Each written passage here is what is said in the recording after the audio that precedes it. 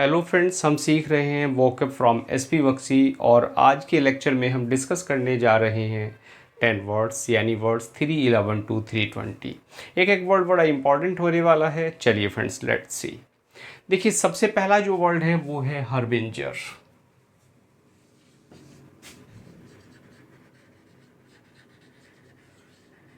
Spelling देखें, HARBINGER। और इस वर्ड की अगर नेचर की बात करें तो वर्ड मिल जाता है ये नाउन हार्बिंजर, और हार्बिंजर का मतलब होता है प्रवर्तक या अग्रदूत। Clear friends? प्रवर्तक या अग्रदूत। और अग्रदूत से प्रवर्तक से मतलब होता है कि किसी काम की जो कोई शुरुआत करने वाला व्यक्ति होता है उसको हम क्या कहते हैं? हम अग्रदूत कहते हैं या प्रवर्तक कहते हैं। इसके लिए आपके लिए वर्ड मिल जाते हैं सिनोनिम। प्रीकर्सर हो सकता है, प्री CURSOR, प्रीकर्सर। ये भी इसी सेंस में यूज होता है, प्रीकर्सर। Clear friends? और प्रीकर्सर के बाद एक फोर रनर आपको मिल जाता है, FORE, फोर रनर। तो क्या वर्ड्स मिले? Harbinger, precursor, four runner, Herald हो सकता है एक वर्ड। हेराल्ड बड़ा अच्छा वर्ड है, हेराल्ड भी इसी सेंस में यूज होता है। और एक वर्ड और होता है फ्रेंड्स, प्रीसेज, PRESAGE, प्रीसेज। प्रीसेज भी इसी सेंस में यूज होता है। अगर हम एग्जाम्पल की बात करें तो वी कैन से, जैसे ऑटम होती है तो autumn is the harbinger of spring. भाई, स्प्रिंग ऋतु है, बसंत ऋतु है, तो बसंत से पहले क्या आता है? पतझड़ आता है। Clear friends? तो you can say autumn is the harbinger of spring. Autumn is the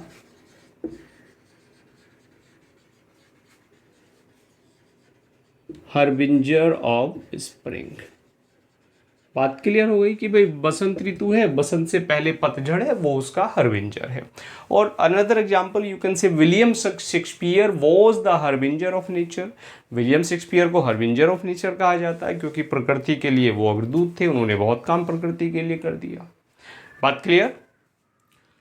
तो वर्ड्सवर्थ, चलिए लिख लेते हैं। अच्छा एग्जाम्पल है, was the harbinger of nature।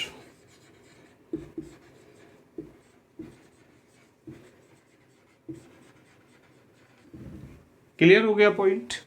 चलिए आगे नेक्स्ट वर्ड हम डिस्कस करते हैं और वो है फ्रेंड्स हैरंग। HARANGGUE, हैरंग। और अगर इस वर्ड की हैरंग की बात करें तो हैरंग होता है नाउन, और इसका मतलब होता है कोई उग्र भाषण। और you can say loud talk. Harangue क्या होती है? कोई लाउड टॉक होती है, कोई लाउड स्पीक होती है। क्लियर है फ्रेंड्स? लाउड टॉक या लाउड स्पीच, हैरंग, उग्र भाषण। और इसकी बात करें तो एक वर्ड मिलता है बड़ा प्यारा सा, टायरेड, TIRADE, टायरेड। इसी सेंस में यूज होता है। एक डायट्राइब मिलता है, DIATRIB, डायट्राइब।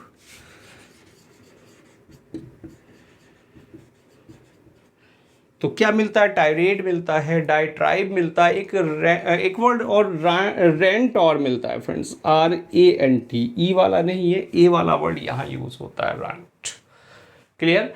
तो क्या हो गया? ये उग्र भाषण यानी लाउड टॉक। और यू कैन से स्कॉल्डिंग टॉक, स्कॉल्ड करने वाली लाउड जो टॉक होती है। अब यूज की बात करें तो आप कह सकते हैं कि he harangued the public, he हैरेंग्ड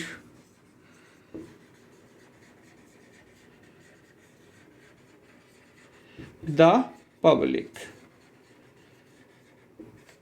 कि उसने पब्लिक से लाउड टॉक की। ऑन देयर, आगे भी बढ़ा दीजिए कुछ और कंप्लीट सा हो जाएगा, इग्नोरेंस। कि पब्लिक इग्नोरेंस थे किसी मैटर को लेके, उसने क्या कर दिया, herring means he talked loud. बात क्लियर। तो दो वर्ड हमने अभी तक सीखे, हार्बिंजर एंड हैरिंग। हार्बिंजर होता है कोई अग्रदूत, कोई प्रवर्तक, और हैरिंग होता है कोई loud talk. That's clear friends. तो चलिए नोट करते हैं फिर आगे बढ़ेंगे।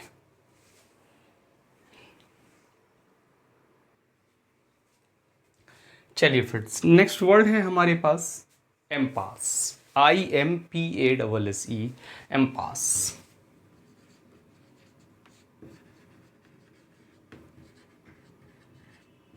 और इस एम्पास की अगर बात करें तो ये होता है फ्रेंड्स नाउन। इसका मतलब होता है गतिरोध या कोई रुकावट।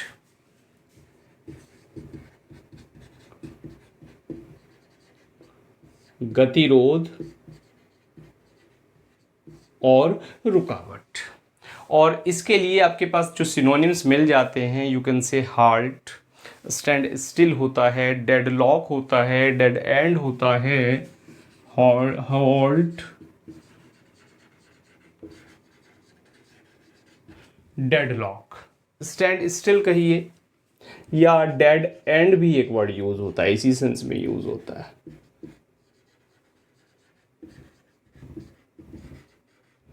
Stand still, dead end, deadlock और halt. Just a minute friends, half लिखा गया है HALT, हॉल्ट। Clear friends. और इसी के बाद एक स्टैंड ऑफ भी यूज होता है इसी सेंस में, स्टैंड स्टिल, स्टैंड एंड और स्टैंड ऑफ। तो stand of, stand still, dead end, deadlock और हार्ट, सारे वर्ड्स इसी सेंस में यूज होते हैं, गतिरोध के लिए या रुकावट के लिए यूज होते हैं। अब कहिए कि जैसे हमें कोई गतिरोध खत्म करना है तो वहां आप यूज कर सकते हैं, we should and the impasse.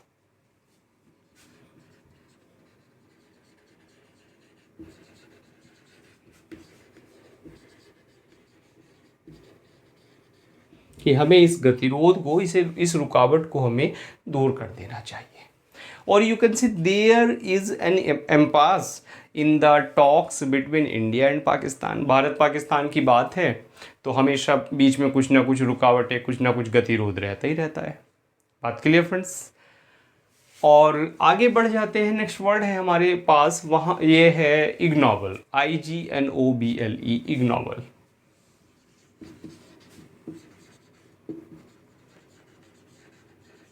और इस इग्नोबल की अगर बात करें तो इग्नोबल का मतलब होता है अधम, या जिसको आप कहते हैं नीच। Clear friends.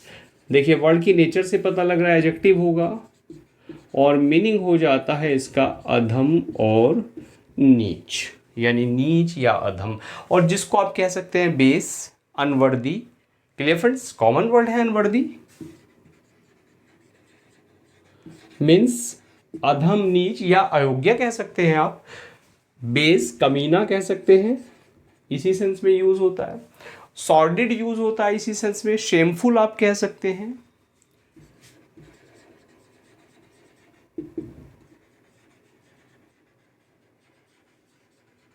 तो ये सारे वर्ड्स किसके लिए, इग्नोबल के सेंस में यूज होते हैं। Clear friends. और अगर आपको यूज करना है तो कहिए इग्नोबल थॉट्स। कैसी थॉट्स, कैसे विचार, अधम, बिल्कुल। एंड कोई किसी व्यक्ति है, कोई हो सकता है एन इग्नोबल पर्सन, कोई इग्नोबल पर्सन हो।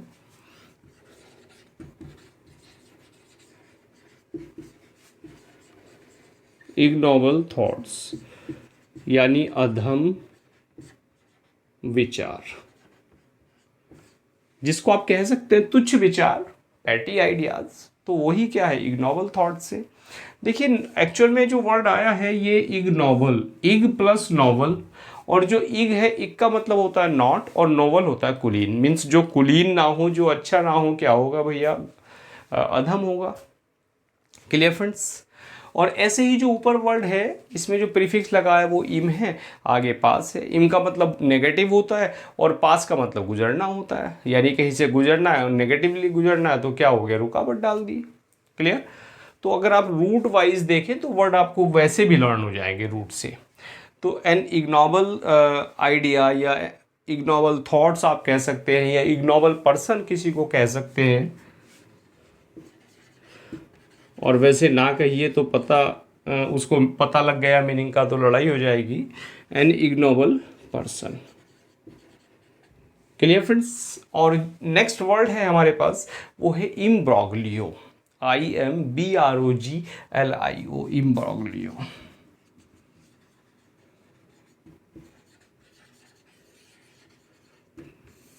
इम्ब्रोग्लियो। और इम्ब्रोग्लियो की अगर बात करें तो ये होती है कोई फ्रेंड्स जटिल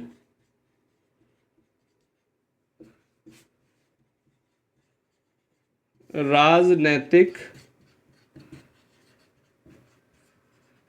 परिस्थिति की नहीं है, परिस्थिति।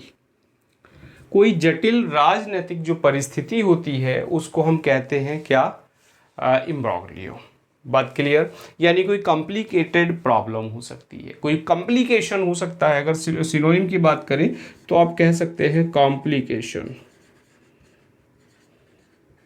और जब कॉम्प्लिकेशन है तो डेफिनेटली प्रॉब्लम भी हो सकता है फ्रेंड्स। और फिर डिफिकल्टी क्यों नहीं हो सकता है भाई?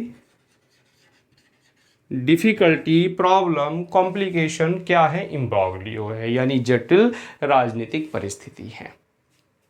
देखिए फ्रेंड्स, हमेशा से ही आज तो खैर डिस्प्यूट सॉल्व है, लेकिन हमेशा से ही अगर हम पास्ट की बात करें तो जो कश्मीर की प्रॉब्लम थी वो क्या थी, एक इम्ब्रोग्लियो थी इंडिया के लिए। क्लियर, एक नेशनल इम्ब्रोग्लियो थी यू कैन से, जो आज की डेट में सॉल्व है। क्लियर। तो एग्जाम्पल हम ले सकते हैं कि कश्मीर प्रॉब्लम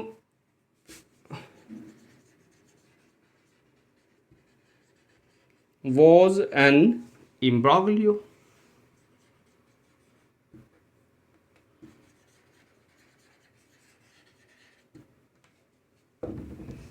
क्लियर फ्रेंड्स। और you can say was an national imbroglio. अगर नेशनल इम्ब्रोग्लियो कह दो और अच्छा वर्ड हो जाए, और अच्छा सेंटेंस हो जाएगा, अपने हिसाब से यूज़ कर सकते हैं।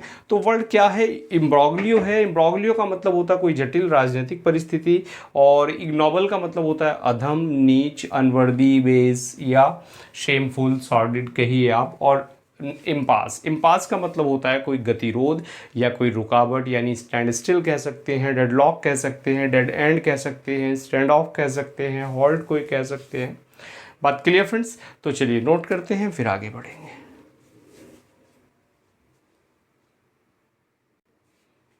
चलिए फ्रेंड्स आगे बढ़ जाते हैं। नेक्स्ट वर्ड हम डिस्कस करने जा रहे हैं और वो है फ्रेंड्स इंडोलेंट। INDOLENT, indolent.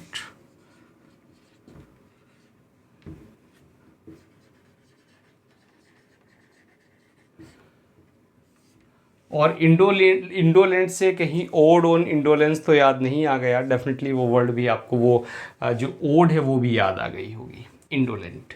और इंडोलेंट की बात करें, देखिए वर्ड क्या है, वर्ड एडजेक्टिव है जिसका मतलब होता है आलसी या निष्क्रिय। इंडोलेंट यानी आलसी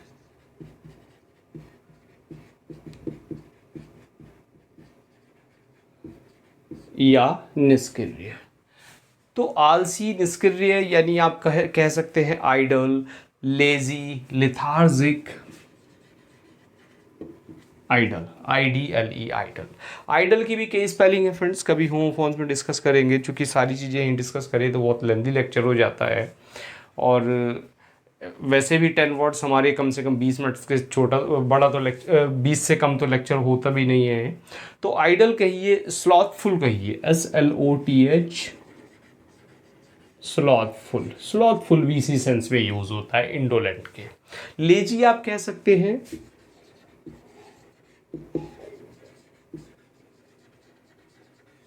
और लिथार्जिक भी एक बड़ा अच्छा वर्ड है, लिथार्जिक, LETHARGIC, लिथार्जिक। और स्लगिस, बहुत प्यारा वर्ड स्लगिस। स्लगिस यानी धीमा या लेजी के सेंस में यूज होता है, SLUGGISH, स्लगिश। Clear friends. देखिए इंडोलेंस से एक नाउन बन जाती है इंडोलेंस। ओडोन इंडोलेंस पढ़ी है आपने, तो अब आप सेंटेंस में कैसे यूज करें? आप कहिए आई एम फीलिंग इंडोलेंट।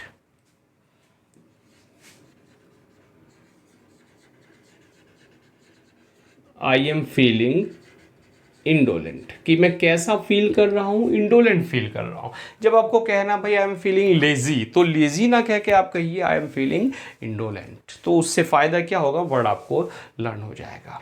आगे कह सकते हैं भाई क्यों लेजी फील कर रहे हो, क्यों इंडोलेंट फील कर रहे हो, कह दीजिए because of the sweltering weather. भाई जो उमस भरा मौसम है, 2-3 दिन से उमस ही हो रही है, तो उस उमस भरे मौसम में आप कहिए कि I am feeling indolent. Clear friends, because of the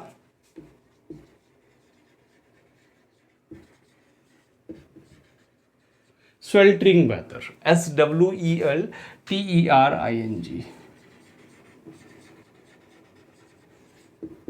एक नया वर्ड आपको मिल गया, स्वेल्टरिंग।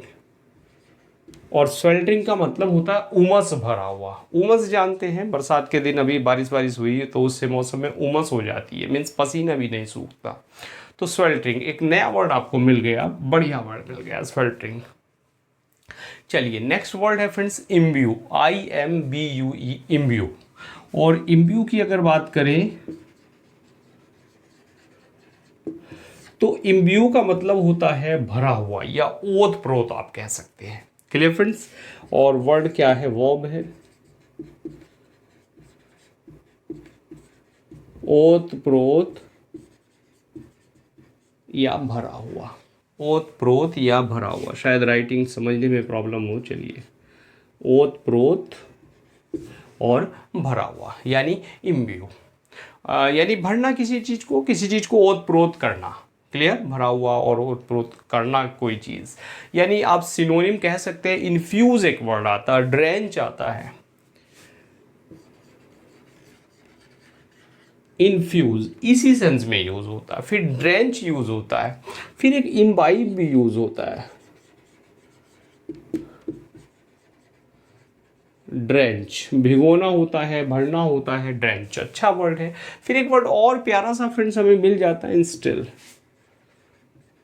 INSTIL, instil. और इंस्टिल होता है कोई चीज़ मन में बैठाने के सेंस में अक्सर ये वर्ड यूज होता है, इंस्टिल। और इम्ब्यू के साथ एक चीज़ और होती है, ये जो अक्सर प्रपोजिशन फॉलो करता है वो विद को फॉलो करता है।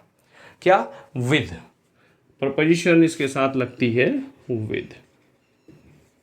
यानी अगर हमें सेंटेंस में यूज करना हो तो हम कह सकते हैं ही वॉज इम्ब्यूड, कि वो भरा हुआ था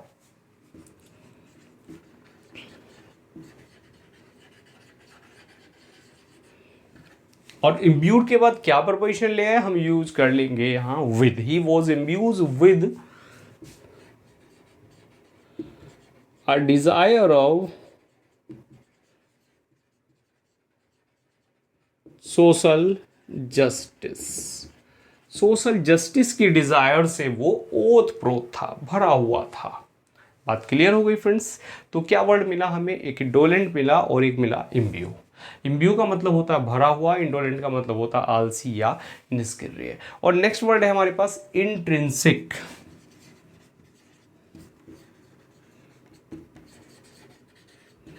इंट्रिंसिक, और इंट्रिंसिक का मतलब INTRINSIC, इंट्रिंसिक। और इंट्रिंसिक का मतलब जो होता है फ्रेंड्स वो होता है मूलभूत। क्या, मूलभूत। और वर्ड की नेचर की अगर बात करें तो वर्ड बन जाता है एडजेक्टिव, मूलभूत। क्लियर, और मूलभूत के लिए आप यूज कर सकते हैं एसेंशियल होती है, फंडामेंटल होती है।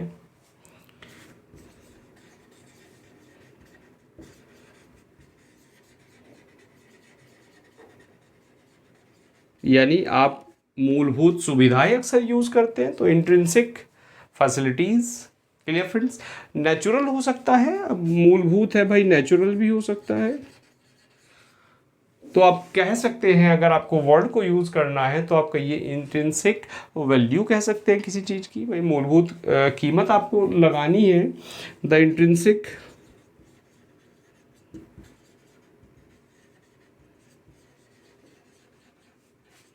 वैल्यू ऑफ इंडियन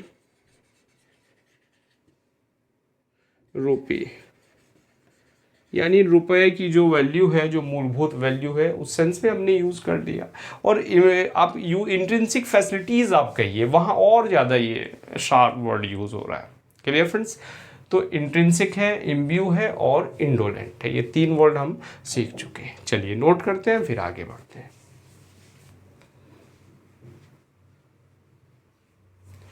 चलिए फ्रेंड्स, अब नेक्स्ट वर्ड है हमारे पास जो हम डिस्कस करने जा रहे हैं वो है friends इटिनेरेरी। इटिनेरेरी, ITINERARY।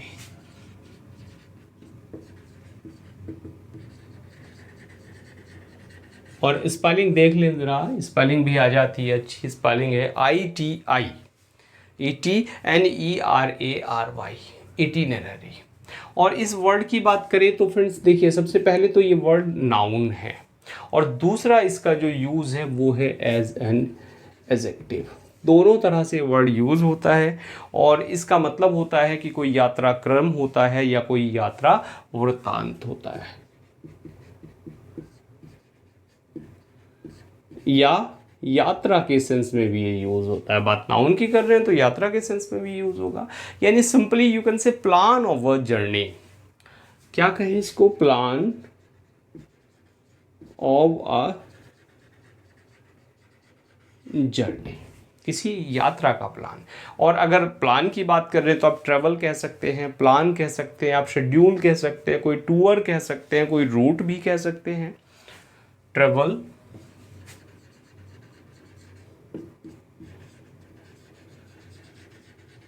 Schedule. Clear friends, spelling देख ले अच्छी है शेड्यूल की। प्लान कह सकते हैं आप, टूर कह सकते हैं, और टूर की बात है तो फ्रेंड्स पाथ भी कह सकते हैं, भाई पाथ भी इसी सेंस में यूज होता है। क्लियर? कोई रूट हो सकता है, रूट शायद नहीं लिखा हमने अभी, रूट भी हो सकता है फ्रेंड्स। क्लियर? और आप कह सकते हैं कि I will send you the itinerary. I will send you the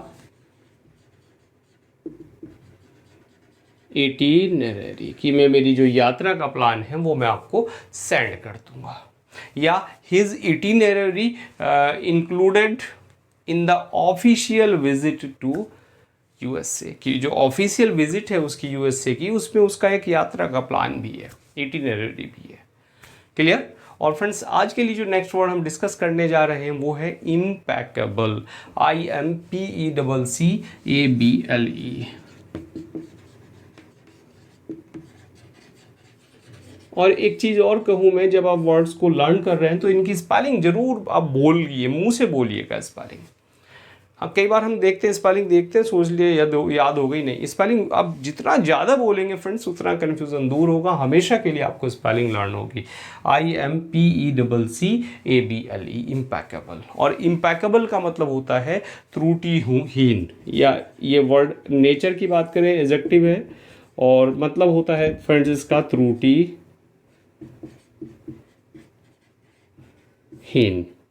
clear friends? Adjective और त्रुटिहीन। तो त्रुटिहीन के लिए आपके पास वर्ड है फॉल्टलेस, आप कह सकते हैं, फ्लॉलेस कह सकते हैं, FLAW, फ्लॉलेस, और फॉल्टलेस कह सकते हैं। फॉल्टलेस कहिए, फ्लॉलेस कहिए, या परफेक्ट कहिए फ्रेंड्स। और फिर एक चीज और है, आप स्पॉटलेस क्यों नहीं कह सकते? भाई स्पॉटलेस भी कह सकते हैं इसको। बात क्लियर? तो जो इम्पैकेबल क्या हो गया फ्रेंड्स? त्रुटिहीन हो गया। और आपको यूज करना है वर्ड्स को, कहिए impeccable character.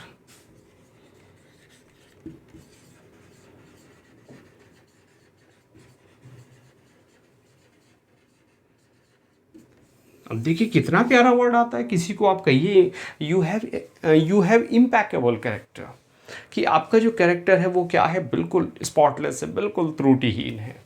Clear? Means you are क्या है? पायस, चेस्ट। तो वर्ड हमने अब जो सीखे वो इटिनरी एंड इम्पैकेबल। इटिनरी यात्रा क्रम होता है, कोई यात्रा होती है, रूट ऑफ ए प्लान होता है, मैप ऑफ ए प्लान होता है। और इम्पैकेबल होता है त्रुटिहीन, फॉल्टलेस, फ्लॉलेस और स्पॉटलेस आप कहिए, फेयर कहिए, क्लियर फ्रेंड्स। तो ये 10 वर्ड्स हमने आज के लेक्चर में सीखे। चलिए लेक्चर कैसा लगा अपनी राय ज़रूर दें, सीखते रहिएगा, आगे बढ़ते रहिएगा। फिर मिलते हैं नेक्स्ट लेक्चर में नए 10 वर्ड्स के साथ। Now thanks for watching this video.